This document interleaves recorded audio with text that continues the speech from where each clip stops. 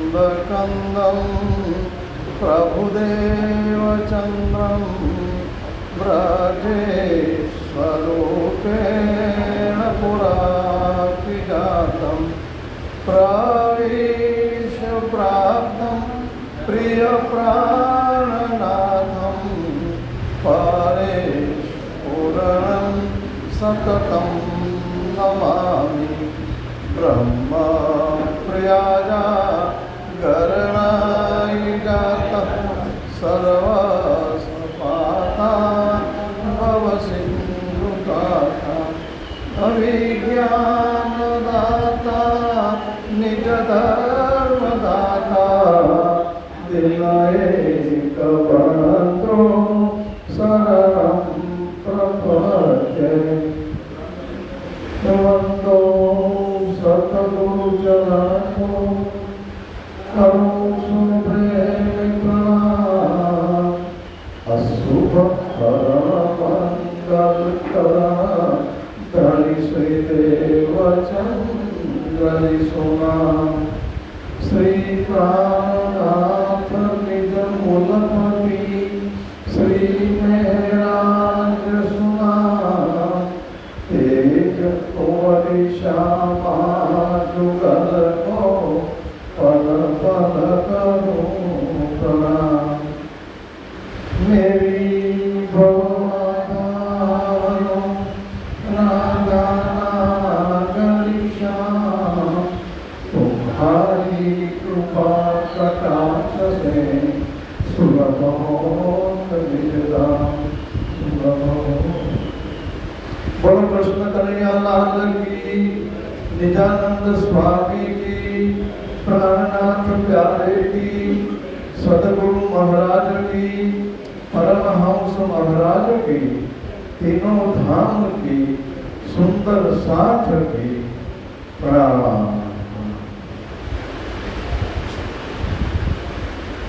आज कथाનો 5મો દિવસ છે, 9મો ભાગ છે। તારીખ 19/7/25 શનિવાર। ગઈકાલની ચોપાઈ આપણે દોહરાવી લઈએ।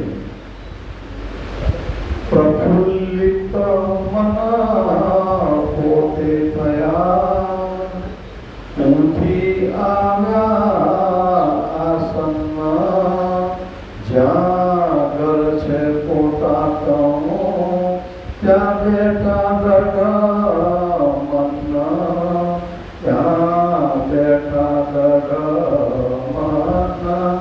બોલો શ્રી પ્રાણનાથ। આજે પુનરાવર્તનના પ્રશ્નો પહેલા પૂછીએ, પછી થોડું પુનરાવર્તન અને પછી કથા આગળ।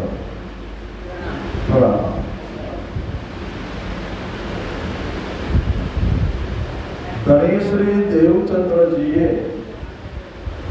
વીછીનો મંત્ર સ્વીકારવાની ના પાડી, કેમ? હા બોલો।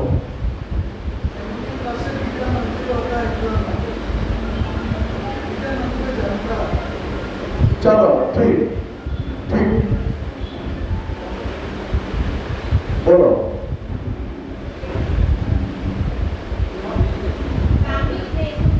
હા હા ફરી બોલો। ભાઈ માઇક બરાબર છે ને? હા હવે ફરી પ્રશ્ન બોલું છું।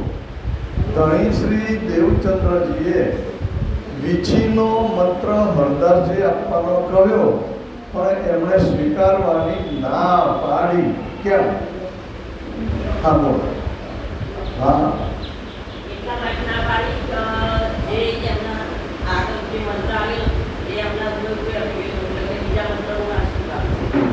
ચાલો હજુ બોલો। આવડે છે? બોલો।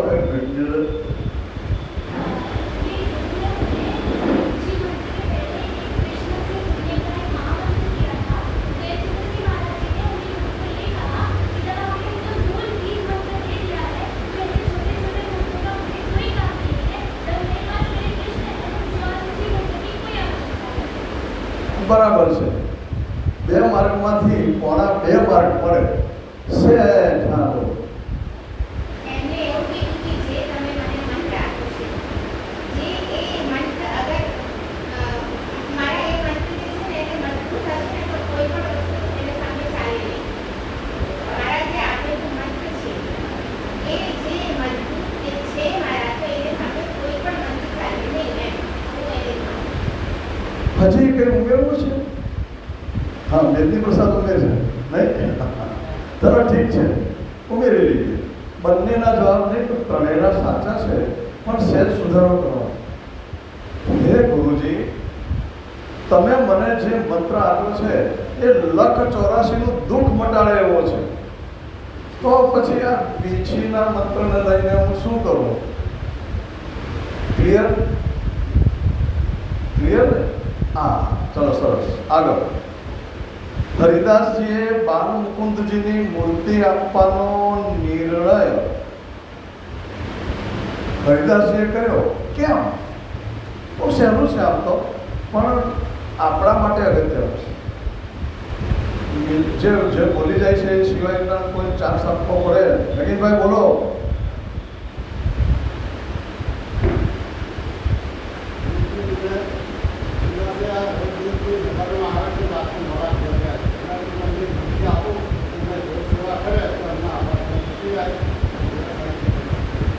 બરાબર છે. હજુ ઉમેરવું છે કોઈને? ફાઇનલ લોક લખાય. ચાલો બરાબર છે. આગળ.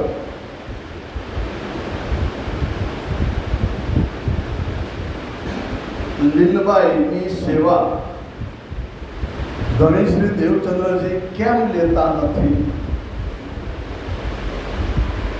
હવે આતાવડવું જોઈએ ભાઈ. બોલો ને, બોલો, કઈ વાંધો નહીં. હા, જેવું આપણે એવું. અહીંયા ક્યાં આપણે? હા બોલો.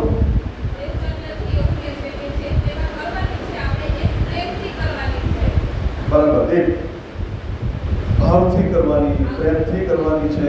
અને જો એ જ ન થાય તો પછી કોઈ મતલબ નથી. સેવા કરવી યાદ રાખજો, આપણા માટે છે. આ પ્રશ્ન આપણા માટે પૂછો. આપણે સેવા કરીએ એ સેવા ભાવથી, પ્રેમથી, લગનથી, દિલથી કરવી જોઈએ. નહીં તો સેવા કરવાનો કોઈ મતલબ નથી.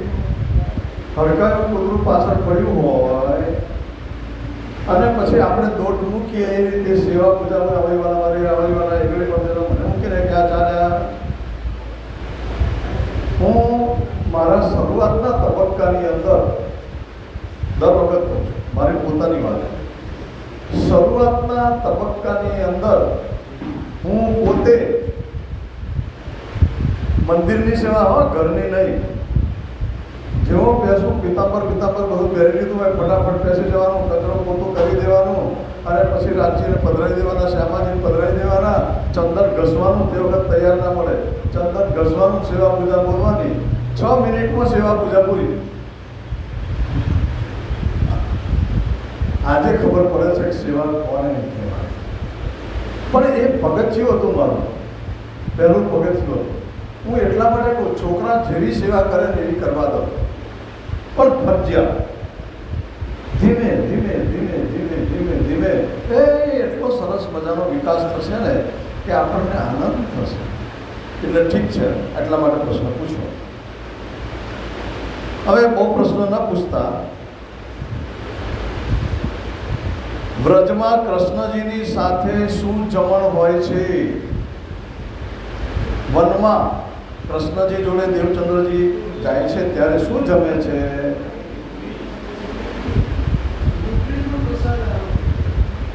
હા બરાબર. ચાલો તમે બોલો.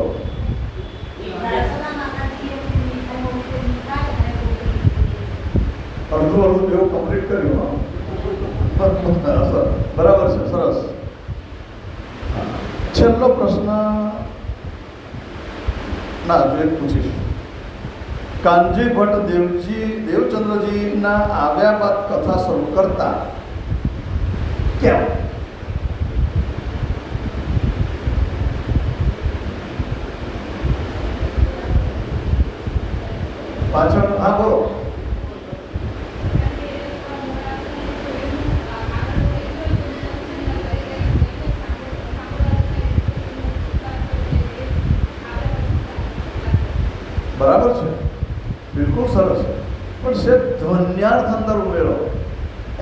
પાછળનું મૂળભૂત રહસ્ય શું? કોર્સ ચાલી ગયો છતાં વિદ્યાર્થી જાય છે અત્યારે કેમ? દેવચંદ્રજી કથા સાંભળો.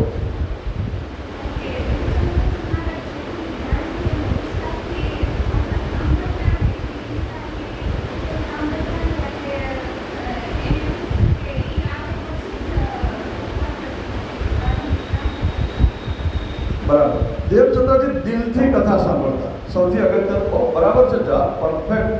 પણ હંમેશા કથા જ્યારે હોય એનો અંદરનો ધ્વનિ આપણે ખાસ લેવાનો છે. મેં તમને પહેલાં કહ્યું વડોદરાના સુંદર સાહેબની એક છાપ છે. એ છાપ આ બનવી જોઈએ. હૃદય, દિલથી સાંભળતા એટલે નહીં. પરફેક્ટ. આ સ્ટુડન્ટ પરફેક્ટ છે એટલા માટે એ મોડું પણ ચાલુ કરતા. દેવચંદ્રજીને રાજી મહારાજે કેટલા સ્વરૂપે દર્શન આપ્યા? છેલ્લો પ્રશ્ન આજનો. હા બોલો.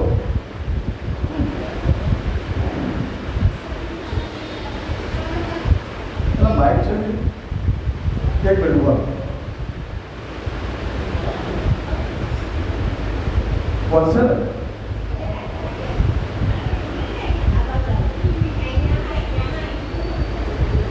અરે આપે છે આપણે કાંથી માઇક જ બદલ આપીશું. કા મારે પંખો ચાલુ? હા બોલો બોલો.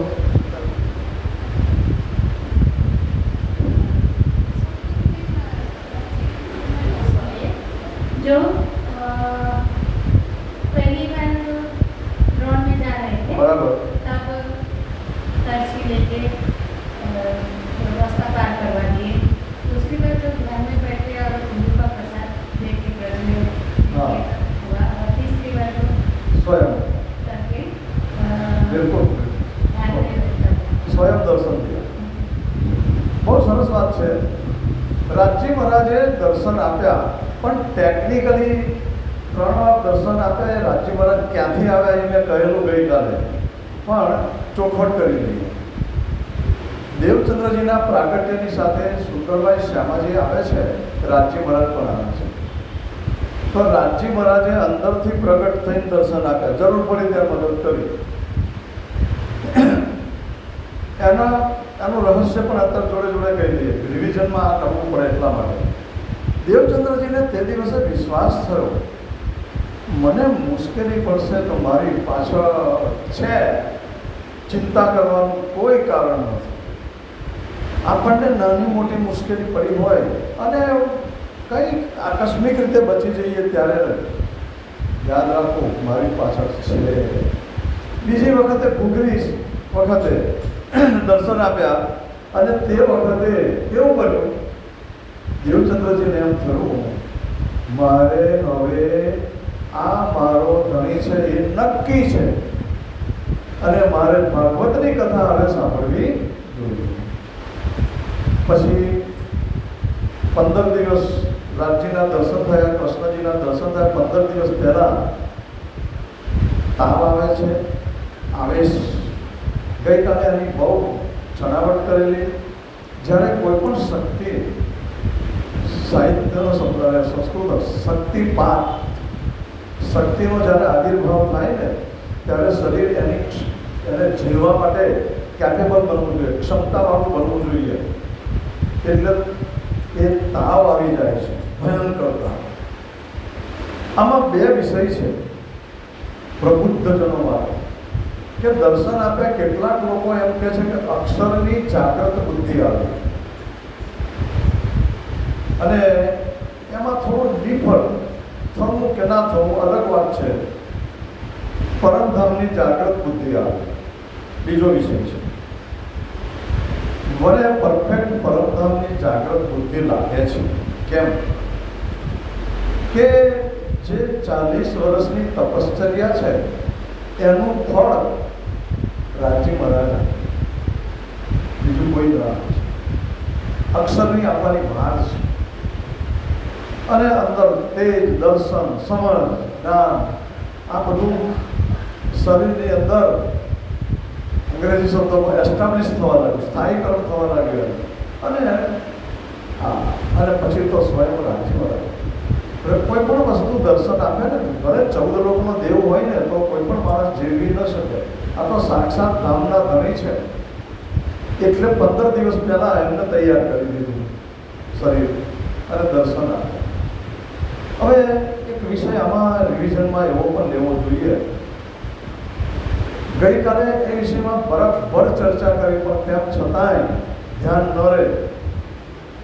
આજ દિન સુધીમાં કોઈને રાજી મહારાજે દર્શન ભૂતકાળમાં દીધા નથી. આજ દિન સુધી ભૂતકાળમાં પરમાત્મા કોણ છે, કેવા છે, ક્યાં રહે છે, એમની પણ સમજ નહોતી. સૌ પહેલી દેવચંદ્રજી પડે છે. એમની જોડે ચર્ચાઓ થાય છે, એની આપણે ખૂબ ચર્ચા કરી. પણ તારા કયા બીજ વચન બે નંદુભટ્ટ બીજ વચન બે ત્યાં કહ્યા. લાલદાસજી મહારાજ એમ કે છે, એ કહે તારતમ બીજ વચન. તારતમના બીજ વચન, બીજ જેની અંદરથી છોડનો અંકુર ફૂટે, વૃક્ષ થાય, જબરદસ્ત, એ બીજનામ મંત્ર. દાદાજી માનો છો પછી આ ચોપાઈનો છેતુરાનો કેવી રીતે ચાલે? અહીંયા બહુ સરસ વાત છે. મને ગઈકાલે થોડી ડિસ્ટર્બન્સ હતું એટલે ધ્યાનમાં દરેકને ન પણ આવ્યું હોય. આજે તારતમ મંત્ર મળ્યો એ જગતમાં પરમાત્માનું અસ્તિત્વ, એમનું સ્થાન, એમનું ધ્યાન, એમનું વિહાર સ્થાનોથી મળીને બસક્તિ ઐશ્વર્ય બધું જ આવી ગયું. આજ દિન સુધી કોઈને મળ્યું નહોતું. તો સમગ્ર જગત માટે ઉત્સવ બને કે ન બને? જાગી દુની રાહ દેખત, દુનિયાના મત પંથ સંપ્રદાયો દરેકે નક્કી કર્યું, હા આજ આજ આજ, પણ બધા સંતુષ્ટ નહોતા, ખોટા હતા. હવે પરફેક્શન આવે. અને એક વાત છે કે દેવચંદ્રજી અર્થાત રાજજી મહારાજ અને શ્યામાજી પરમધામથી અંગનાઓને જાગૃત કરવા માટે આવ્યા છે. તો એ જાગૃત માયામાં ફસાઈ ગયા છે અને એમને એમાંથી બહાર કાઢવા માટે રાજજી પોતાનું અભિજ્ઞાન આપે છે, ઓળખ આપે છે, સમજ આપે છે. અને એ દ્વારા પછી તો દેવચંદ્રજીને એમણે બધું જ જ્ઞાન આપ્યું. સો તો અબ જાહેર ભયે સબ વિધ વતન, બધું જ આવી ગયેલું. દેવચંદ્રજી માત્ર પરમધામની ચાવી લાવે છે એવું નહીં, સમગ્ર પરમધામ લઈને આવે છે. આ ચોપાઈનો અર્થ એવો કરવો પડે કે ન કરવો પડે? તારતમ મંત્રની સબ વિધ વતન સહિત, આનો મતલબ શું? સમગ્ર પરમધામ અને ભૂક્ષાળ અક્ષર અક્ષરાથી બધું લઈને આવે. શ્યામાજી પોતે કહે છે, પછી ક્યાં પછી? એટલા માટે નિજાનંદ સંપ્રદાયમાં સૌથી મોટામાં મોટો સમયો હોય તો તારતમ મંત્ર પ્રાગટ્ય, એવું મારું અંગત મન થયું છે. આપણે બધા સમયો ઉજવીએ છીએ, ખૂબ સારા છે, ઉજવવા જોઈએ અને ઉજવાઈ રહ્યા છે. પણ આ જે છે એને જગતને આજે પણ જાણ કરવાની જરૂર છે. ઠીક, ત્યાર પછીથી દેવચંદ્રજી ગુરુ દક્ષિણા ભેટ સ્વાગત આપીને જાય છે અને પોતાને ઘેર હવે વિચારાયો કે હવે કોને કહું, કોને કહું, કોને કહું. ઘણીવાર ક્યારેક એટલો બધો આનંદ આવે ને ત્યારે એમ થાય કે એને હું કોકને વહેંચું, કોકને કહું, રહે નહીં. દેશી ભાષામાં કેવું, પેટમાં દુખે ગયા વગર, આવું બને. એટલે દેવચંદ્રજીની જોડે બાજુમાં ગાંધીભાઈ કરીને એક નગરના મોટા શેઠ હતા, બહુ સજ્જન માણસ. અને વિચાર કર્યો, ચાલો ગાંધીભાઈ જોડે વાત કરું. ગાંધીભાઈ જોડે વાત કરવા નીકળ્યા. ગાંધીભાઈ રસ્તામાં એમને પડી ગયા અને ગાંધીભાઈને વાત કરવા લાગ્યા. તો બંને જણ રસ્તાની વચ્ચે જ ઊભા રહ્યા અને દેવચંદ્રજી વાત કરવા લાગ્યા અને ગાંધીભાઈને પણ રસ પડ્યો. જો આ છે પ્રોટોકોલ છે. આપણે કોઈને વાત કરીએ તેની ઈચ્છા છે કે નહીં સાંભળવાની, એ જરા જોવું જોઈએ. અને એ વસ્તુ ગાંધીભાઈના પર જોઈ અને પછી તો એમણે કહ્યું કે મને તો આ રીતે કૃષ્ણજીના દર્શન કેવી રીતે થયા, એટલે એમણે પોતાના જીવનનો ઇતિહાસ કર્યો, ખૂબ ગમી ગયો. એટલે કાનજીભાઈ પછી ભટ્ટજીની કથા છોડીને અહીંયા આવવાના. દેવચંદ્રજીને રાજી મહારાજે બે ચાર વાતો કહેલી. એક, જાગણી તમારે કરવાની છે.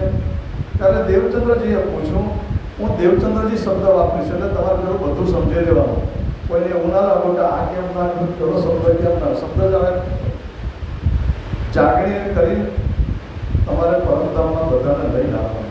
એક બીજી વાત કરી એમણે, દેવચંદ્રજીએ પૂછ્યું એટલે બીજી વાત કરી. શું પૂછ્યું? કે આ સુંદર સાથ આપણી મોટી દુનિયામાં 12,000 ક્યાંથી મળશે? હું મોકલીશ. એટલે દેવચંદ્રજી જ્યાં સુધી અસ્તિત્વ એમનું હતું ત્યાં સુધી જામનગરની બહાર ગયા નથી, જવું પડ્યું નથી.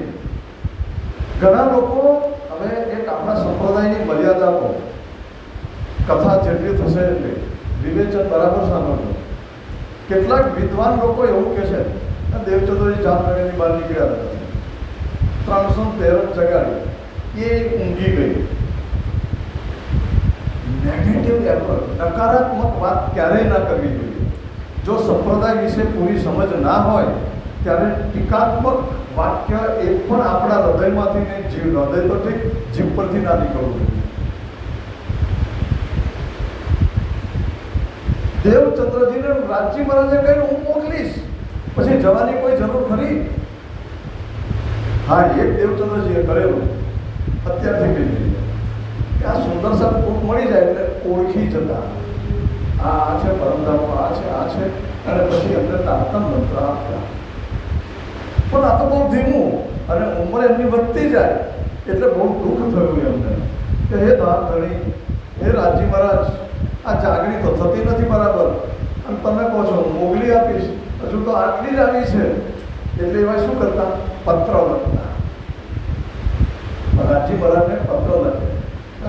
એક વાત છે કે દેવચંદ્રજીનું જીવન, મને તો એમ થાય છે ને કે વિવેચન કર્યા જ કરું, તમને કથા બાકી રહી જાય એવું છે. દેવચંદ્રજીનું જીવન કેવું હતું? આંતરમુખી હતું. આવું કોઈએ કહ્યું ના. આંતરમુખી કશું કોઈને કહે નહીં, બસ અંદર. એના પરિણામે હવે જેનું જાગણી ના થાય તો કોઈ કહે કોને, એટલે પછી પત્ર લખી દેતા. પત્ર લખીને કોઈ મોકલે ક્યાં ખબર છે? એમની ગાદી નીચે મૂકી દીધા. એવા એમણે પત્રો લખ્યા. કોઈ ખબર છે કેટલા પત્રો લખેલા?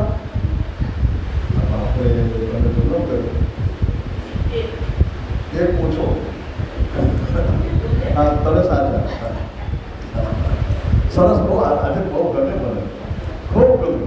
69 પત્રો લખ્યા. ઠીક. એટલે દેવચંદ્રજી એમની રીતે પ્રયાસ કરે. ત્રીજી વાત, રાજી મહારાજે એવું કહેલું, પણ હું આ બધું કહીશ તો કોણ માનશે? બિલકુલ જેને કહેવાય વ્યવહારિક વાત. કેવી રીતે જાગણી કરીશ? મોકલી આપીશ.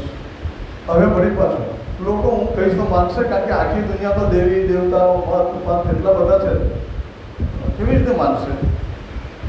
આડિકા લીલા તમારા દ્વારા થશે. આડિકા લીલાનો અર્થ થાય છે ચમત્કાર.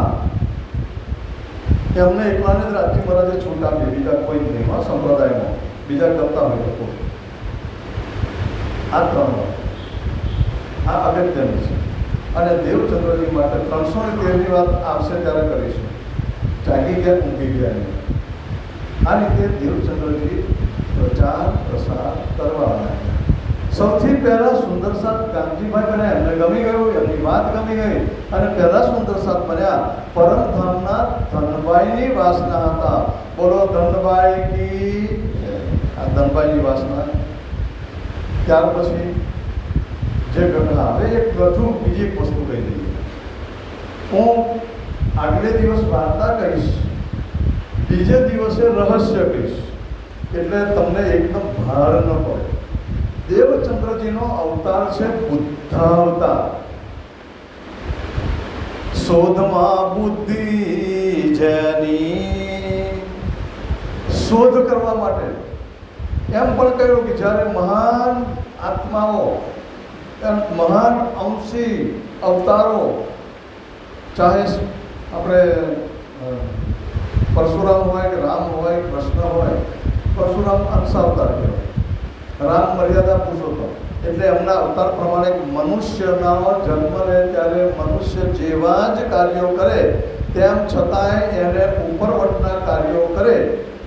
કૃષ્ણ પૂર્ણ અવતાર 16 ગણાના, એમણે બધા જ પ્રકારના કાર્યો કર્યા. કૃષ્ણની વાત પહેલાંમાં પૂરી કરી છે.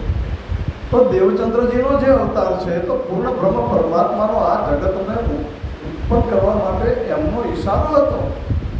એ પણ જગતમાં આવ્યા, માનવ સહજ જીવન જીવ્યા, માનવ સહજ દુઃખોને ભોગવ્યા, ક્યાંય અતિક્રમીને કશું જ નથી થયું.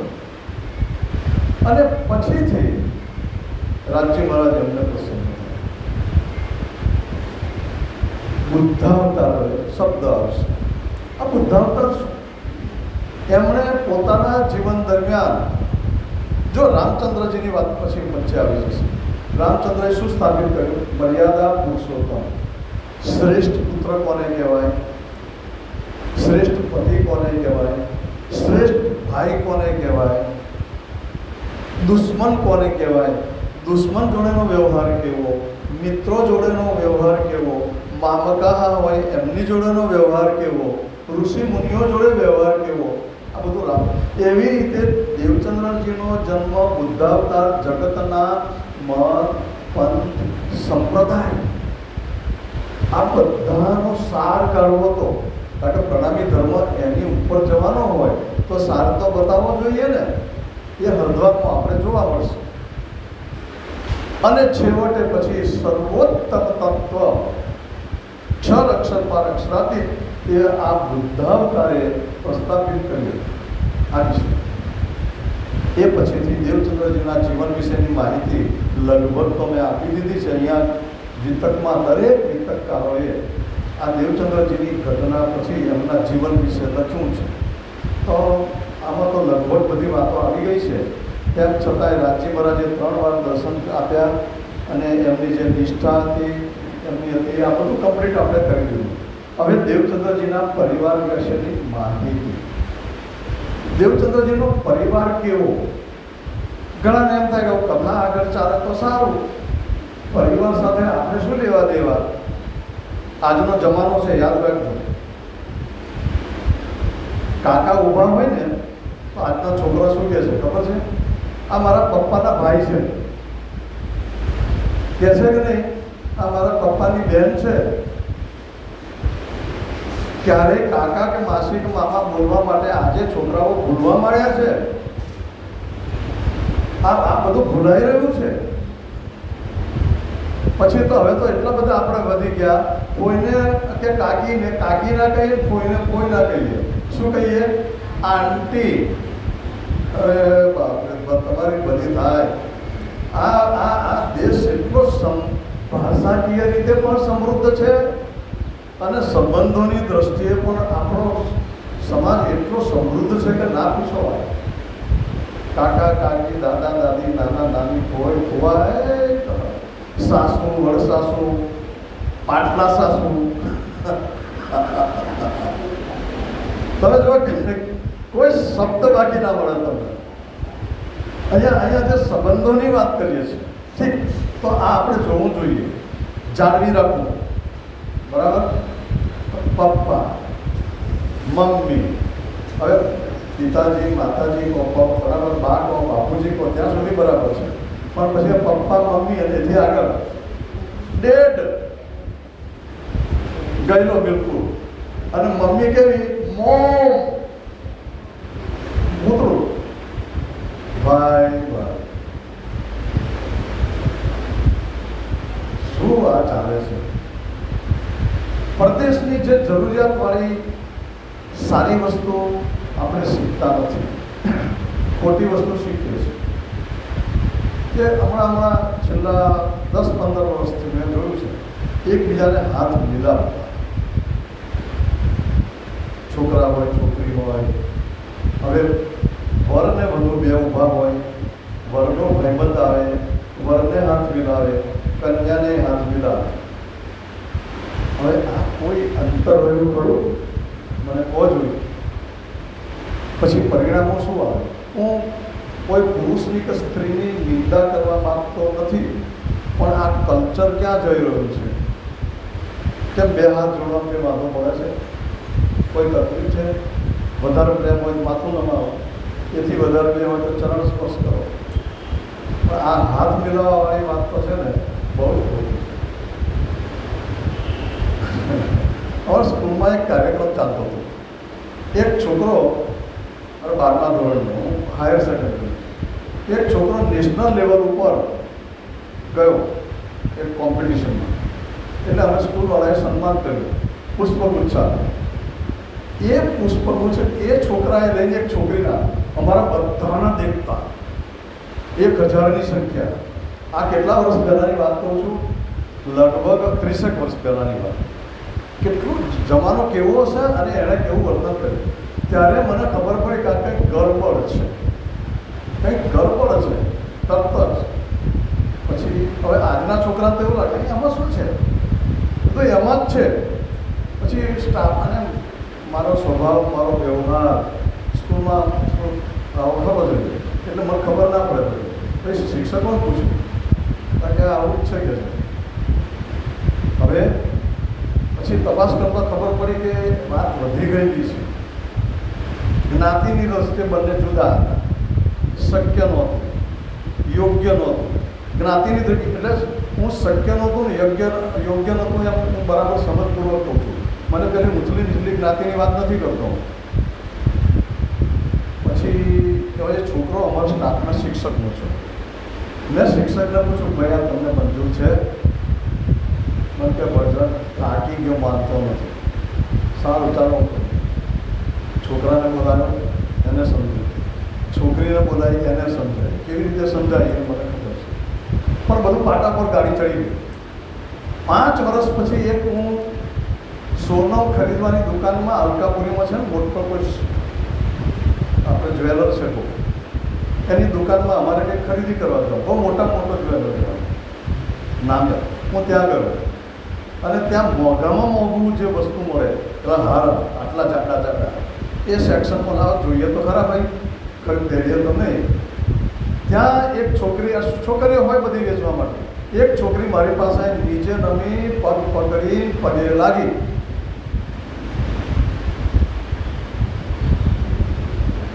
તો સાહેબ ના ઓળખી? ના. પેલી છોકરી તમને સમજાવી કે છે અને મારું જીવન સુખી થઈ ગયું.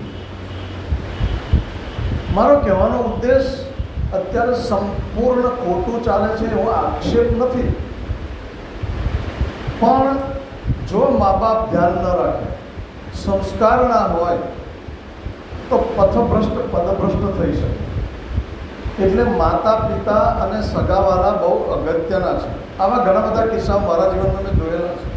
એની વાત નથી, પણ અહીંયા પ્રાણનાથજીનું, દેવચંદ્રજીનું, એના સગાવાલા, એમના નામ કેમ લેવાના અગત્યના છે આપણા માટે, સંસ્કૃતિ માટે અગત્યના. બીજી રીતે અગત્યના એટલા માટે છે કે જે દેવચંદ્રજીની જોડે જોડેલા મા બાપ, ભાઈ બહેન એ કેવા પુણ્યાત્માઓ હશે કે દેવચંદ્રજીને ખવડાવ્યું છે, પાણી પીવડાવ્યું છે, સગાવાલા જોડે રહ્યા હશે. તો એવા લોકોના નામ લેવા એ આપણા માટે પુણ્ય પ્રાપ્તિનો મોટામાં મોટો પ્રસંગ છે. એટલે અત્યારે નામ વાંચવામાં આવશે, યાદ રહે તો બરાબર છે, પણ ખાલી સાંભળવાથી પણ ફાયદો થશે. તો દેવચંદ્રજીનો પરિવાર, પિતા બોલતા જજો, મતુ મહેતા, માતા કુંવરબાઈ, પત્ની લીલબાઈ, એમને 2 પુત્રો, એટલે 2 સંતાન હતા. એક પુત્ર વિહારીજી અને બીજી પુત્રી હતી જમનાબાઈ, એ 73માં, અને બીજી દીકરી 76માં. 1676માં બંને બાળકોનો જન્મ થાય છે. વિહારીજી અને જમનાબાઈ. એમની પત્નીનું નામ કૃષ્ણાબાઈ. એમના સાળા 2 હતા, થારો અને મેઘો.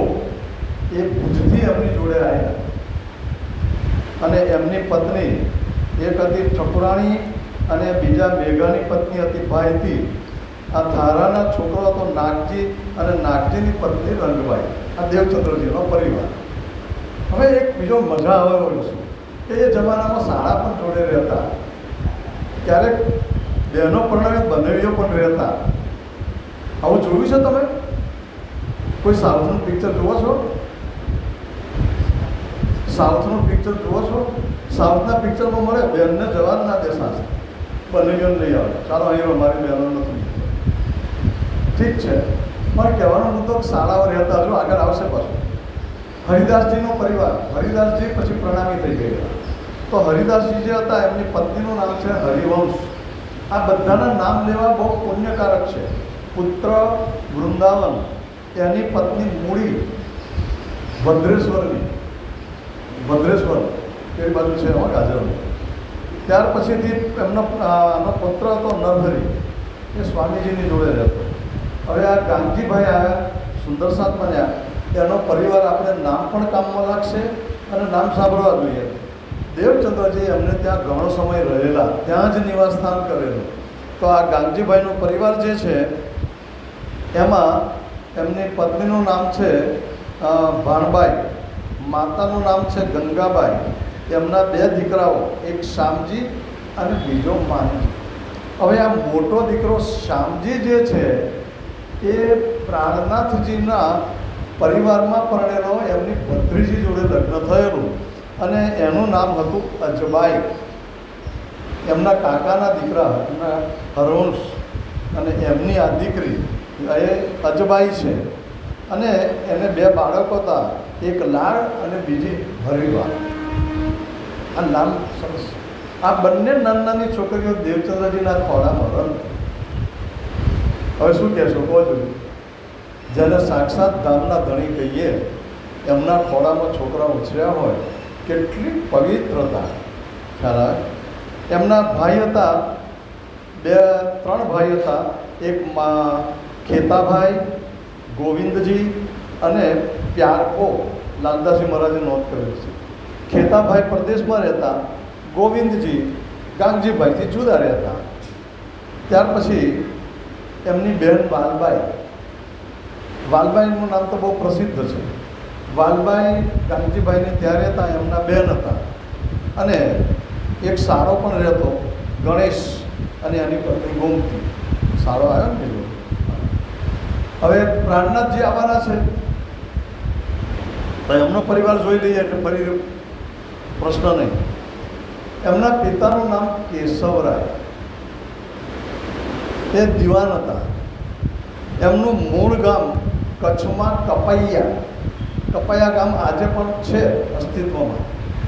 તો એ મૂળ કચ્છના વતની, કચ્છના રાજાએ જામનગર એ જમાનામાં નવું નગર કહેવાતું, એને જીતી લીધેલું. એટલે પછી જામરાજ અહીંયા એ રાજા તરીકે અહીંયા આવ્યા. તો જોડે જોડે ત્યાંથી ઘણા બધા લોકોને લઈને આવેલા.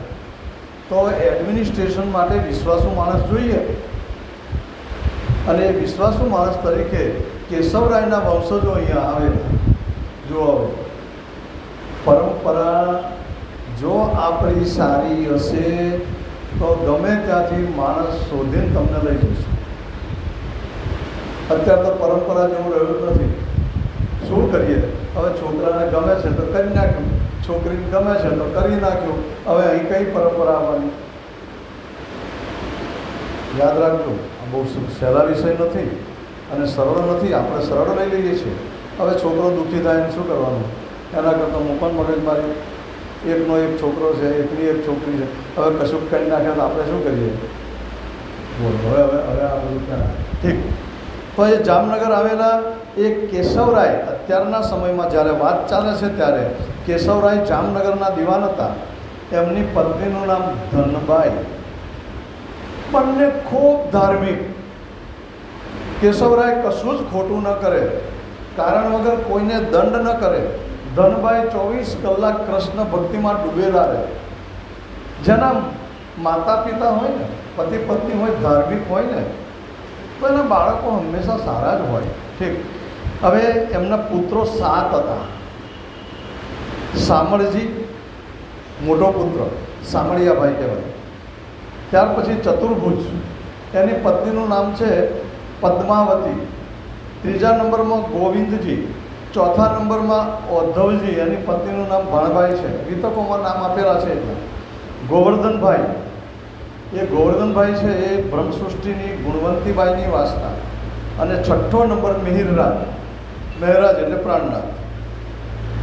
અને સાતમો ઠાકરસિંહ પાલક પુત્ર હતો. પછી લગ્ન પ્રાણનાથજીના ક્યાં થયેલા એના નામ લઈ લઈએ. પ્રાણનાથજીનું પહેલું લગ્ન કુતિયાણા થયેલું, એનું નામ ફૂલબાઈ. અહીંયા કુતિયાણાના ઘણા જાણકાર માણસો છે. કુતિયાણા અમારું મૂળ વતન કુતિયાણા. અને પ્રાણનાથજીનું લગ્ન અમારા વડવાઓએ કરાયું. અને તે વખતથી પ્રણામી ધર્મ સ્વીકાર થયેલો. માવજીભાઈ કરીને સૌથી પહેલાં સુંદર સાત બનેલા. વિતકમાં 3-4 જગ્યાએ આવે છે. વિતકની અંદર માવજી અને માવજી ભાઈ અથવા ભાઈ માવજી. તો ભાઈ માવજી છે એ અમારા વડવા, ખૂબ વિદ્વાન હતા, સંસ્કૃતના પ્રકર, ખૂબ ભણેલા ગણેલા. અને દેવચંદ્રજીના સંપર્કમાં લગ્ન વખતે આવ્યા. જાણ્યું હશે ને પહોંચ્યા હશે. દેવચંદ્રજી તો નીકળ્યા નથી. અને પછીથી આગળ જતાં જતાં એમને એમ લાગ્યું કે હવે સંસાર નથી રહેવું, એટલે નવતનપુરી આવે. જામનગર નહીં, નવતનપુરી. નવતનપુરી બોલતા શીખવું પડશે. નવતનપુરી અહીંયા તો બધું બરાબર નહોતું. પછી કહું શું બધું જાણ્યું કે ભાઈ આવી રીતે પ્રાણનાથજી કરે છે બધું. રાજજી મહારાજે શક્તિઓ આપી છે. એટલે ગમે ત્યાંથી શોધતા શોધતા પ્રાણનાથજીને શોધી કાઢ્યા. પન્નામાં ગયા. પન્નામાં આ વિતક મારે કહેવી પડે. પન્નામાં ગયા પછી એ તો વિદ્વાન હતા. પ્રાણનાથજીએ પત્રો લખવા અને સહી બનાવવા માટે એમને રાખ્યા. PA2 પ્રાણનાથજી પત્રો લખવા માટે. વિતકની અંદર બીજા બધે માવજીભાઈ ના જોવા હોય તો વિતક પૂરી થાય એની 2 ચોપાઈ ઉપર વાંચી લેજો, નામ મળી જશે. તમે જુઓ કે આ બધા પરિવારો અને સંપર્ક. પ્રાણનાથજીનું પહેલું લગ્ન ફૂલબાઈ, બીજું લગ્ન ધોરાજી. એનું નામ છે કોઈને ખબર? તેજભાઈ, તેજ કુંવરી. એમના એક ભાઈ હતા માધવજી, એમનો પુત્ર હરવંશ. અને આ હરવંશની પત્ની, એનું નામ મેઘભાઈ અને એની પુત્રી પેલી અજબાઈ. કાગજીભાઈના ઘરમાં લગ્ન થયેલા. આ લોકો મૂળ કચ્છના અને એ લોહાણા કહેવાય, બરાબર ને? લોહાણા ક્ષત્રિય કહેવાય. અને લોહાણા ક્ષત્રિયો તરીકે એનો બધો મોટો ઇતિહાસ છે, આપણે કહેતા નથી, નહીં કહીએ ચાલશે ને. તો આ રીતે મોટો હિસ્ટ્રી છે. અને એ રીતે પ્રચાર ચાલ્યો. અને પ્રચાર કર્યા પછી એ દરમિયાનમાં પ્રાણનાથજીનો પરિવાર સંપર્કમાં આવે છે. પેલી અજબાઈ જે છે એ અજબાઈ પિયરમાં આવે, સંયુક્ત પરિવાર. અને અજબાઈ એમ કે અમને તો કૃષ્ણના દર્શન થાય છે, કૃષ્ણ રોજ જમવા આવે છે. જુઓ, ધ્યાન રાખજો, કશું માગીએ ને તો આપે છે ખરા. એકવાર એક વાસણ તૂટલું હતું, સોનાનું આપ્યું. જો આનો બહુ ટાઈમ નથી લેતા. પછી મુખવાસ જોઈએ તો મુખવાસ, કોઈ કે કાલે આ બનાવજો એવું પણ કહે. એમ જાતે કૃષ્ણ આવે. અરે શું મય માખણના વલોણા કરતા હોય એવો અવાજ પણ આવે, માખણ પણ મળે એવું હોતું છે. આવા ગપ્પા સુગોરા માણસ. તો કે ચાલો જોવા. તો તે વખતે ચતુર્ભુજની પત્ની પદ્માવતી એમ કહે છે કે ચાલો હું આવું. નારી ચતુર્ભુજની હતી પદ્માવતી પાસ, કહે હું જોઈને તમને કહું રેજો દડ વિશ્વાસ. આપણા ધર્મનો જે પાયો છે ને એ મજબૂતાઈ વાળો બનેલો છે. કોઈએ એમને આંધળો વિશ્વાસ નથી કર્યો. આ શરૂઆતમાં ચાલો જોવા જઈએ દેવચંદ્રજીના વખત, હું જોઈ આવું, પછી દીખા જાય. ગયા. એમને તો લાગ્યું હો આ તો સાચું છે. ઘેર આવીને કહું. આવું સાંભળતા ગોવર્ધનભાઈ પ્રાણનાથજી કરતા એક પેઢી મોટા,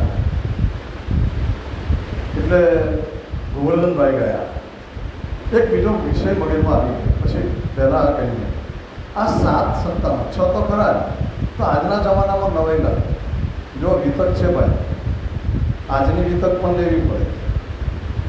તો આટલા બધા સંતાનો કેમ ના? મારા નાનાને 6 સંતાનો, બધાય સુખી છે આજે. હા, કોઈ દુઃખી નથી. એટલે અત્યારે આપણે જે તર્ક કરીએ છીએ ને એ મૂર્ખામીવાળા તર્ક છે, અક્કલ વગરના તર્ક છે. સાઉથની વાત ખબર છે? દક્ષિણ ભારતની ખાલી આગળ ઊંચી કરો. ખબર છે કોઈને? છે ખબર? નથી ખબર? કહી દઉં.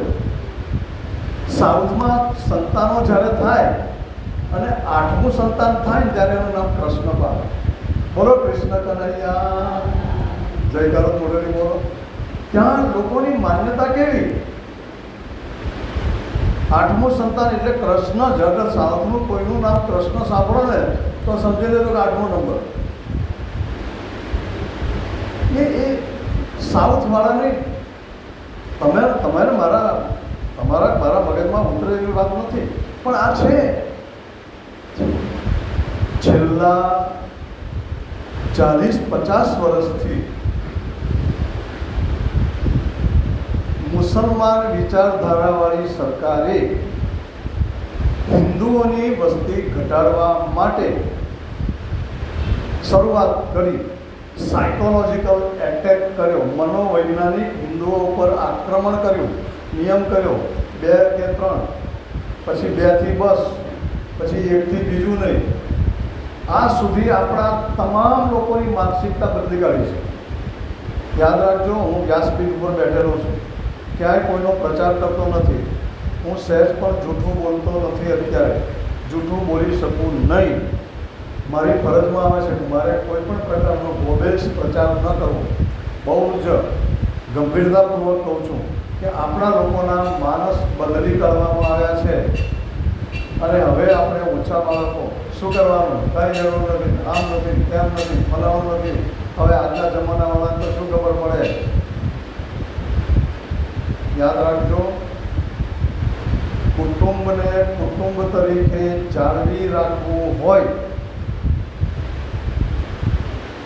પરિવારને સુખી કરવો હોય, પોતાના સંતાનોને સુખી જોવા હોય તો ઓછામાં ઓછા 3 બાળકો હોવા જોઈએ.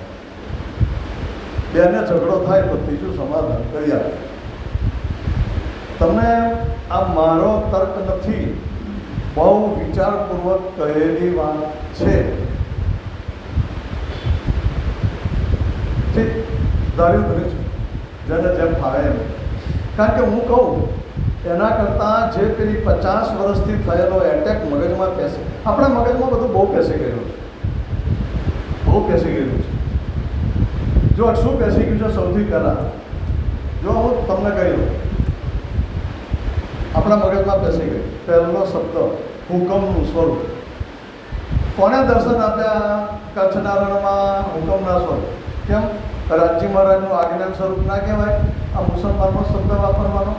જુઓ, પણ નહીં, ચાલો હુકમનું સ્વરૂપ બરાબર લાગે છે. મૂછો દાઢી બધું દેખાય. એવું ઘર કરી બેસે છે આપણને. એવો એટેક કરેલો છે આપણા સ્વરૂપ સાહેબ દ્વારા આપણી ઉપર. મોમીન, ઘણા લોકો કે મોમીન થઈ ગયા, આ મોમીન ભેગા. શું ધર્મ છે? ધર્મનું સત્યાનાશ વાળવા બેઠા છે. વપરાય જ નહીં એ શબ્દ. પણ સારો છેલ્લો શબ્દ જો આ કથામાં તમને બહુ જુદું જુદું મળશે, પણ વિચાર કરજો. મેં બહુ વિચાર કર્યા પછી આ વિષય હું મૂકી રહ્યો છું. એક શબ્દ છે ઈશ્ક અને પ્રેમ. રાજી મહારાજ જોડે આપણે ઈશ્ક છે, ધ્યાન રાખજો. રાજી મહારાજ જોડે આપણે પ્રેમ છે. નહીં, ઈશ્ક મોટો શબ્દ. ખરેખર પ્રેમ જો હોય પતિ ઈશ્ક જ કહેવાય. બાપા માફ કરો, સંસ્કૃતમાં આવો કોઈ શબ્દ નથી, પણ આપણા મગજમાં પેસડી દીધું ઈશ્ક એટલે મોટો, ઈશ્ક એટલે મોટો. મુસલમાનો કોકની ટીકા કરવાની હોય, છોકરા છોકરા ઈશ્કિયા લડાવે છે, ત્યારે કયો પ્રેમ આવ્યો? જો આ વિવેચન જે છે ને કદાચ ન ગમે, પણ ઈશ્ક શબ્દ વાપરવાનો બંધ કરો.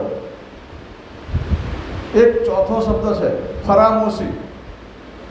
શા માટે ફરામોશી બોલો છો? સ્વપ્નાવસ્થા બોલવામાં કંઈ વાંધો છે?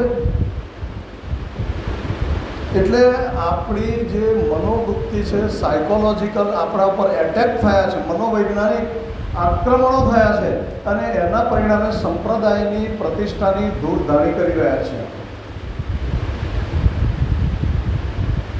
એટલે વિષયો જે બધા બનતા જાય છે અને એ વિષયોની અંદર આ બધા વિષયો આપણે લીધા છે. ઠીક છે, વિષયો કહેવા પડે, કહેવા જોઈએ. અમે ન કહીએ તો કોણ કહે? નહીં કહી શકે. તો આ રીતે 6 સંતાનોની વાત કરી. એ પછી હવે આપણે આગળ વધીએ. દેવચંદ્રજીના જીવનની બીજી 1-2 ઘટનાઓ પૂરી કરીએ. આમાં બહુ લાંબુ લખેલું છે, એની જરૂર નથી. એમના માતા પિતા 78માં તારતમ મંત્ર મળ્યો. એમના માતા પિતા જે છે એ માતા પિતા એ વિક્રમ સંવત 81-82ની અંદર એ ધામ ચાલી જાય છે અને ત્યાં પછી 82-83ની અંદર એમના પત્ની લીલબાઈનું ધામગમન થાય છે. હવે વિષય નગીનભાઈ 82-83માં લીલબાઈનું પરમધામ પ્રણાલિકામાં એવું લખેલું છે કે લીલબાઈનું જ્યારે ધામગમન થાય તે વખતે કૃષ્ણજી 10 સખીઓને લઈને એમને તેડવા આવેલા. જો આ વિષય પણ નવો છે અને નવા વિષય તરીકે એ પણ આપણે જાણવો જોઈએ. હવે આવે છે પ્રાણનાથ. એટલે આ રીતે પ્રાણનાથ તે સમયથી દેવચંદ્રજી, હવે એના છોકરા કેટલા 4-5 વર્ષના છોકરા, એટલે હવે એકલા દેવચંદ્રજી શું કરે ને, દેવચંદ્રજીનું છે ને એમ ધ્યાન નહીં. છેલ્લે એની ચર્ચા કરી દઈશું. એટલે કાનજીભાઈ કંઈક એક કામ કરો, મારે ત્યાં આવી જાવ. એટલે ત્યાંથી કાનજીભાઈ ત્યાં રહેવા માટે જાય છે 82-83થી. આ બાજુ પ્રાણનાથજીનું પ્રાગટ્ય લેવાનું.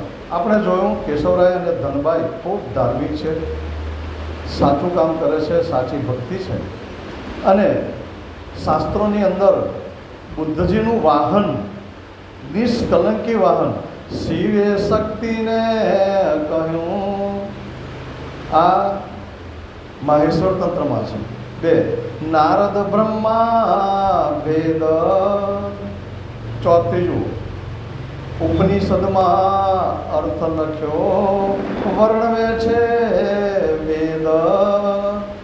પ્રાણનાથજીના પ્રાગટ્ય પહેલાં લાલદાસજી મહારાજે તો સીધે સીધું પ્રાગટ્ય લખી દીધું છે.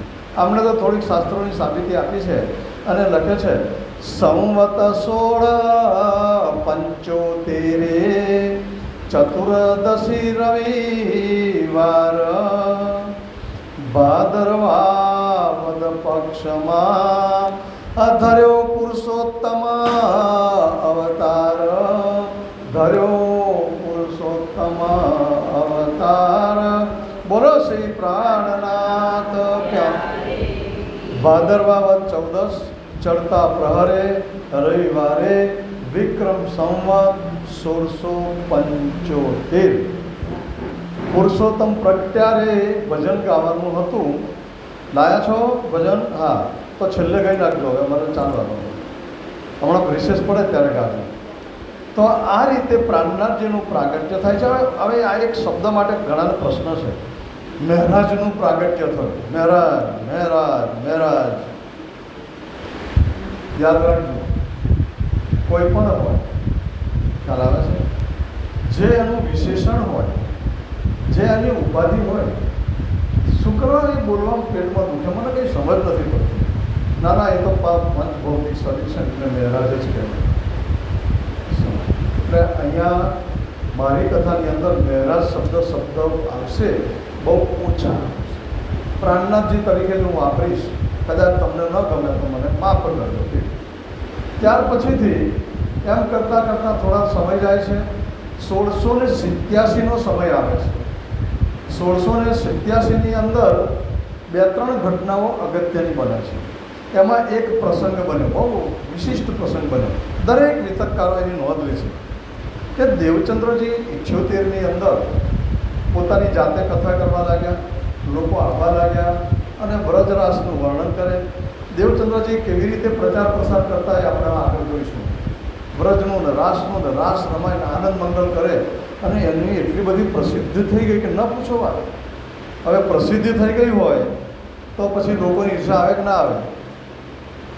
આ વડોદરાનું મંદિર 10 જ વર્ષનું થયું છે, જોત ખરા જાહો જલાલી, થાય કે ના થાય? એવું ઈર્ષા તો આવે જ, ભલે ધર્મનું કામ ચાલતું હોય તો પણ.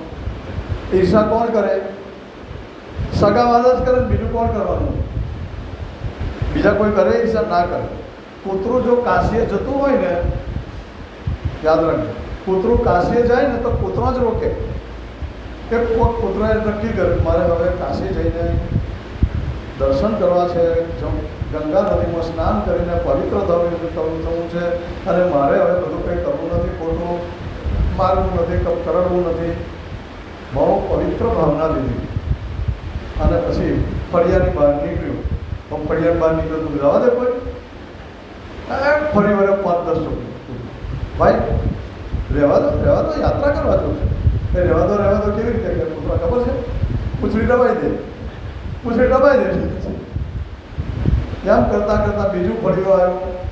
કોઈક જગ્યાએથી કોકે નોતરું રહેલું, કોઈક જગ્યાએ બચકું ભરેલું, મોર આવ્યું અને પછી તો ભાગોળે આવ્યું. ભાગોળ તો ખબર પડે ને, ગામને પાદરે આવ્યું અને ત્યાં તો પછી ગામના પાદરે કૂતરા કેવા હોય? ડાઢિયા હોય.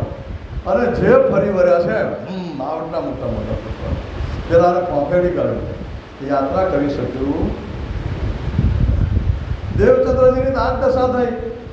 લોકોએ વિચાર કર્યો કે રે ગઈકાલે કશું હતું નહીં, આજે તો જો લોકો પગે લાગે છે, આમ થાય છે તેમ થાય છે, કંઈક કરો કે છે.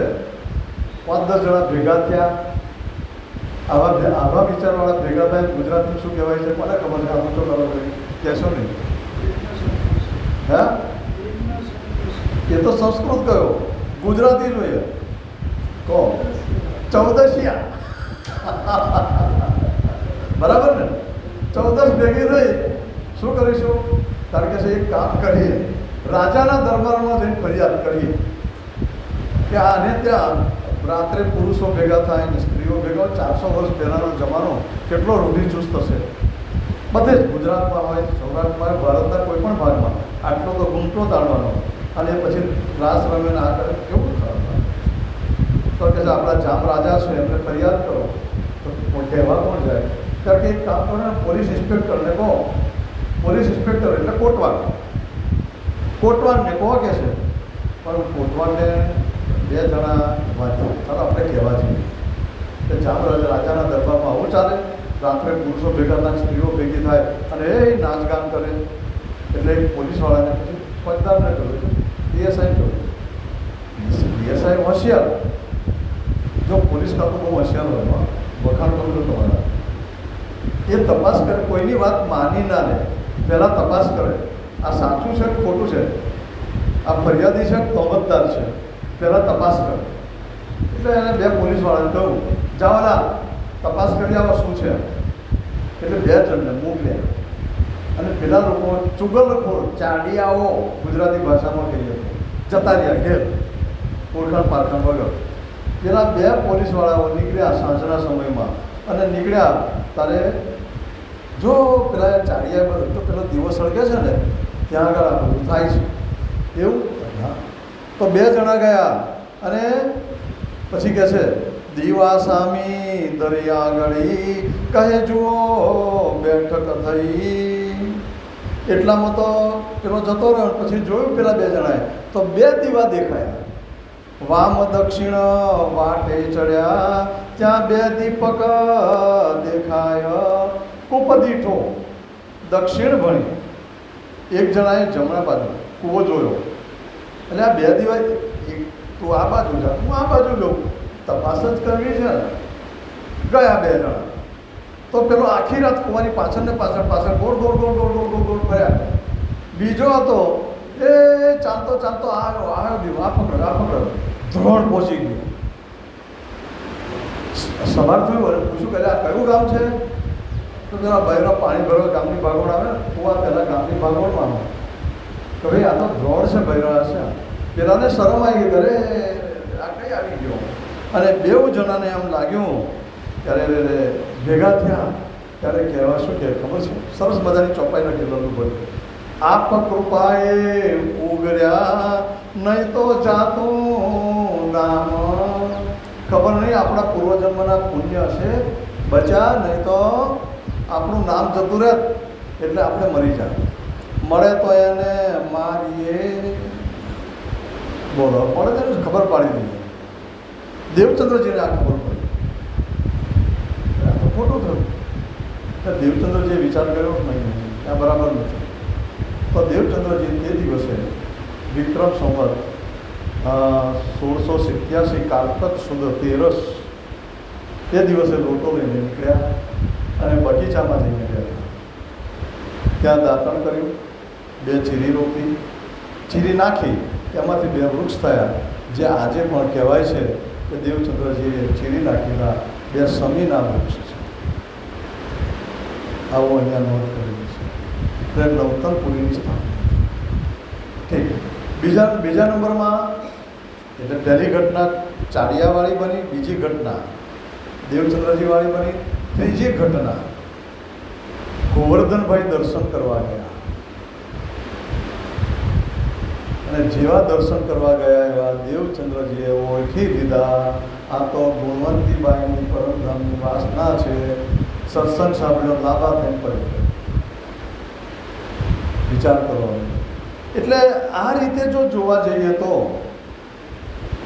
3 ઘટનાઓ 1687માં બની અને ગોવર્ધનભાઈ, હવે આગળ ઘટના કેવી બને છે? ગોવર્ધનભાઈ ઘેર આવે, ઘેર આવીને કથા કે આજે તો દેવચંદ્રજીએ કહ્યું, કૃષ્ણએ તો એક મુઠ્ઠી મારી રાક્ષસને મારી, પગના અંગૂઠાથી આખું ગાડું ઉચક્યું. ઘરે જો હવે જૂનો સમય છે, યાદ રાખજો. એ જમાનામાં રેડિયો ના મળે, ટીવી ના મળે, કશું ના મળે. તો લોકો સાંભળે શું?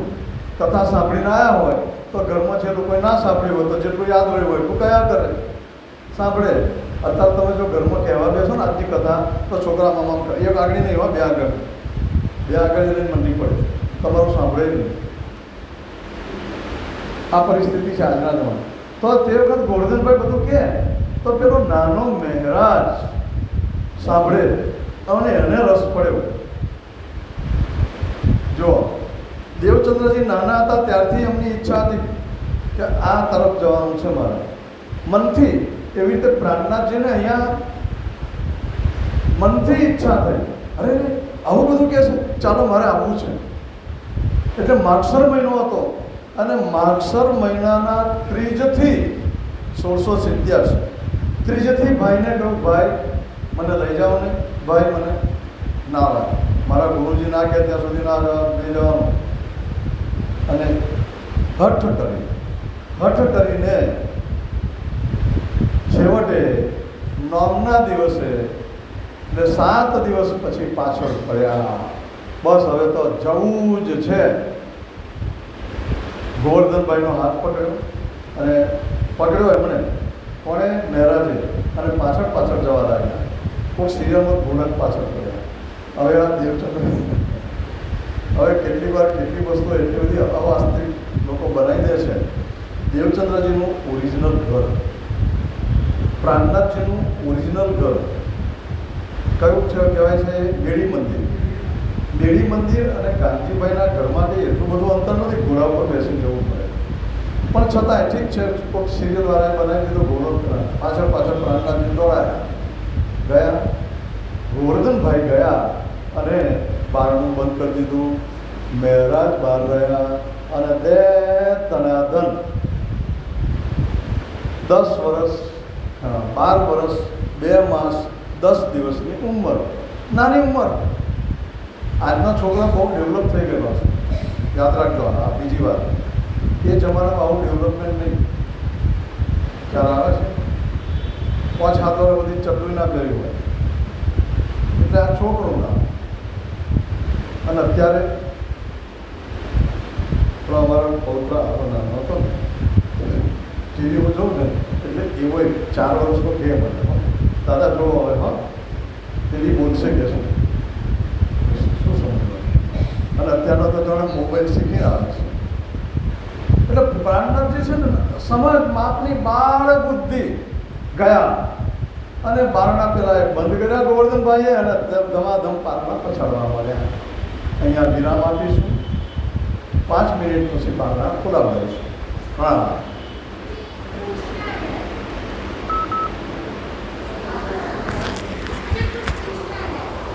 એક મિનિટ